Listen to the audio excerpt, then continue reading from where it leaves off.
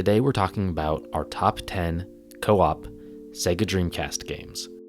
We wanted to include games that were exclusive to the Dreamcast. There were arcade ports of some, and there might be ports of these on other platforms now, but for their time, they were not on any other home consoles. So here's our top 10 co-op Sega Dreamcast games. Number 10, Armada. Armada is a really unique game. There isn't much else like it. It's a shooter, role-playing game. You fly around the universe, gain experience, and improve your ship. The best part about this game is that it can be played by up to 4 players cooperatively. The basic goal of the game is to hunt down various bosses and murder them with your friends. It's a lot of fun. There's not many games from this time that can be played with up to 4 players co-op, especially not an RPG. That being said, the RPG elements are pretty shallow in comparison to most others. This is somewhat of a hidden gem on the console, and more people should really check it out. There were plans for a sequel that would be on the Dreamcast, then the Xbox and PS2, but that ultimately got canceled. I would love to see this game come back with some modern refinements. The only reason this is at number 10 is because we just haven't had enough time to dedicate to it, but we plan to go back to it. I can supply you with power pods. Come talk to me when you need more. Number 9, Power Stone 2. Power Stone 2 is a game we really don't need to explain. If you have a Dreamcast, you've probably played it. But just in case, it's a 4-player arena fighting game, kind of like Smash Bros, but 3D. It's one of the best competitive multiplayer games ever. But the part that rarely gets mentioned is the co-op mode. You're able to play through the story mode with a friend. It's basically the same as the multiplayer battle modes, but you team up with a partner and fight various CPUs, 2 at a time. This is broken up by big boss fights. That part is an exclusive feature of the story mode. This definitely provides a solid experience. It's just pretty brief. It's a great game, but the co-op mode really isn't the main focus here. That's why we had to put it at the number 9 spot. Hey, don't go soft now. Your journey has only just begun. Number 8, Heavy Metal Geomatrix. Heavy Metal is a third-person arena shooter. This is another game with competitive fighting as its main focus. But like Power Stone 2, you're able to play through the story mode with a friend. This is a game we only recently discovered, but quickly fell in love with. It's similar to the Spawn game on Dreamcast, but actually good. It's a great mixture of ranged and melee fighting. Even though the story mode is a little shallow, consisting of 2-on-2 or 2-on-1 bot fights, and can be completed in under 30 minutes, we still had a lot of fun with it. You want some more? Yes! I don't think so. Number 7, Zombie Revenge. Zombie Revenge is a 3D beat-em-up with guns, and apparently is a spin-off of the House of the Dead series. Much like the House of the Dead games, this has some of the finest acting in all of media. Are we still following this guy? He's the one making the zombie. To catch him, we have to follow. Let's go. The game has so much charm between the 3 characters, the overly serious voice acting, and the gameplay itself. It's just a lot of fun. That being said, it's really hard, and we just suck at it. Well done for a human. What are you doing? Why does this guy only speak in Japanese, and no one even acknowledges it? Number 6, Typing of the Dead, House of the Dead 2. For the number 6, we're talking about Typing of the Dead and the House of the Dead 2. They're basically the same game, but utilize different peripherals. Typing of the Dead uses a keyboard for typing, which kills zombies for some reason. House of the Dead is played with light guns. Like we mentioned, the acting is just excellent. It's been a while, hasn't it? My friends from the AMS, it's me, Goldman. If I had to pick one, it would be Typing of the Dead, just because you get to see these guys wearing a Dreamcast on their back and a full keyboard in front of them. Are you all right, Gary? Yeah, I'm hanging on. We will do a cosplay of this someday. No one's gonna get away with this. Number 5, Cannon Spike.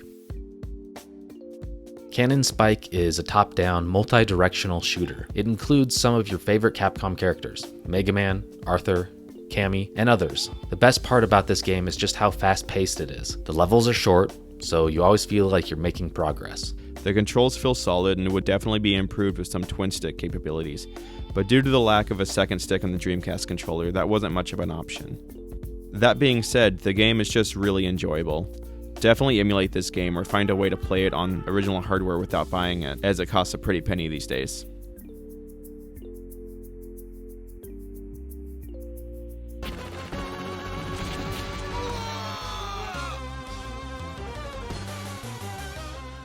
Number 4, Death Crimson OX. Death Crimson OX is a light gun shooter. This one just really stood out to us. In our opinion, it's the best light gun game on the console. And back in the day, reviewers agreed with us. Eric Bratcher of Next Gen called it a typical gun game with typical gun game problems. Too short, too redundant, and too similar to everything else out there. Only the NRA would lobby for this one. Well, maybe we just really suck at light gun games, but we actually enjoyed the easier difficulty of this one. There was a good variety of enemies. The boss fights were interesting. You couldn't just mindlessly shoot at them. You had to find their weak spots and wait for an opening. The settings were different from the typical light gun game. The two features that made this game stand out was the weapon upgrades. You're able to get a machine gun that whenever you hold the trigger, it charges for a more powerful shot. And the second thing is the experience points. As you defeat enemies, the experience meter fills up, and once full, will give you more hit points. Look, we really like this game. We don't have to defend ourselves. Number 3, Ikaruga. Ikaruga is a shoot 'em up made by Treasure. Treasure is just really good at taking a genre and putting a new and interesting spin on it. Ikaruga is no exception. Each player is able to switch between black and white colors, and as black and white bullets come towards you, you switch to the appropriate color to prevent damage. There's nothing else like this. It almost adds a puzzle mechanic to the game. The bullet patterns become mesmerizing, and when you get into the zone, it's just so satisfying when you're able to flawlessly weave in and out. What else can be said about Ikaruga? It's one of the best shoot 'em ups of all time. You can get it on most platforms at this point, so play it any way you can.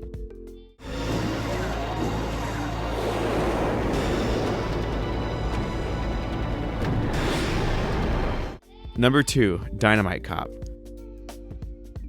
Dynamite Cop is a beat-em-up game that is a sequel to Dynamite Deca, or Die Hard Arcade on the Saturn. There's so much to love about this game. You have a solid move list, you're able to interact with the environment, and you can use just about anything as a weapon. You can even get guns, lasers, and a rocket launcher that you can fire at your opponent from 2 feet away. The enemies are weird and varied. The game really doesn't take itself too seriously. It's just over-the-top 80s action movie fun. There's quick time events between sections, and as long as one player is successful, you both move forward. The boss fights are just as weird and varied as the standard enemies. You fight a chef, then you fight a giant kraken, and the final boss is some geriatric named Wolf Hongo. He teleports and shoots bullets out of his face. Most 3D beat-em-ups really missed the mark. Dynamite Cop might just be the best of the bunch. Hurry up with that bomb! And where is that girl? Find her and bring her to me. Honorable mention, Zero Gunner 2. This is another shoot 'em up, and honestly, just barely missed the top 10 because we didn't want to include too many from the same genre, and we didn't dedicate enough time to it. But that being said, this is one of the best shoot 'em ups on Dreamcast, and one that I don't hear mentioned often. The graphics hold up pretty well, it's fast paced, you're able to change your aiming direction, the boss fights are huge and unique. We just highly recommend this one.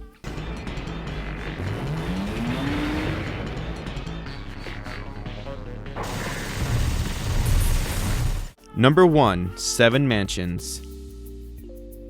7 Mansions, or in Japanese, Nanatsu no Haiken, is a co-op survival horror game. That's a term you just don't hear every day. This is a game that was truly built with a co-op experience in mind. Each player has equal part in the story and gameplay. There are puzzles that can only be solved by working together. This is basically a Resident Evil or Silent Hill game, but with co-op. You have a couple options when it comes to camera and controls. The first option is a dynamic split screen. When you're together, you're on one screen with tank controls from a third-person perspective, and when you move apart, it goes to split screen, with each player going first person. I love this feature in most games, but we found it to be quite disorienting in this one. We recommend setting the camera to fixed mode, so you each stay in first-person view. This is a game I haven't heard anyone else talk about, and that's probably due to the language barrier, as it was exclusively released in Japan. Luckily, a few years ago, a fan translation was finally completed. Snowy Aria completed the translation, and Mr. Nobody did the hacking, image, and video editing.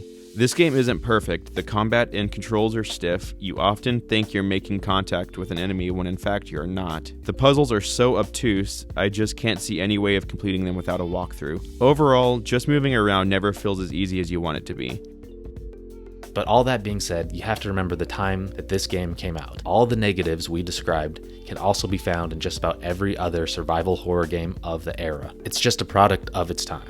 As far as we know, it's the first co-op survival game ever, and since then, there really hasn't been too many others. This is truly a hidden gem that needs to be discovered. We had so much fun playing through this game. With some modern touches, this could be perfect, but due to the obscurity, the language barrier, and the fact that this game just never gets mentioned by anyone, we really wanted to bring it to light. Despite all the negatives, we really felt that this was the best co-op experience on the Sega Dreamcast. Sure, it might not be the highest quality game on the list, but it is the one that we sunk the most hours into. That's because it provides an experience that you just can't find in any other game on the console. And to this day, survival horror games that can be shared with a friend are just few and far between. For this reason, Seven Mansions gets the #1 spot.